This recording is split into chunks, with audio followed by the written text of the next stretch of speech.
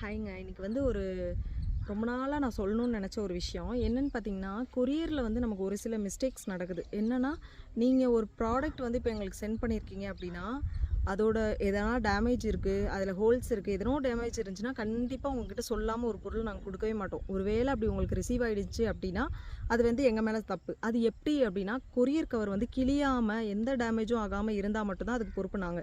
சில கிளையண்ட் என்ன பண்றாங்க, கொரியர் கவர் ரொம்ப டேமேஜ் ஆயி கிழிஞ்சு வருது.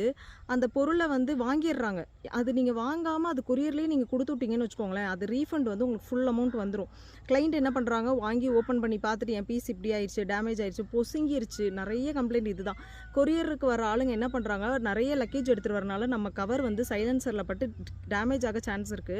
அத நெறைய கிளையண்ட் ஸ்கிப் பண்ணாம நெறைய பேர் வாங்கிர்றாங்க. வாங்கி முடிச்சுட்டு நீங்க குடுக்கும்போது எனக்கு இப்படி தான் இருக்கு, ரீஃபண்ட் பண்ணுங்க அப்படின்னு. எங்களுக்கும் அதுக்கும் சம்மந்தம் இல்ல. கொரியர்காரவங்களுக்கும் உங்களுக்கும் இருக்க ப்ராப்ளம். ஸோ அந்த மாரி இருந்தா இனிமே ரிசீவ் பண்ணாதீங்க.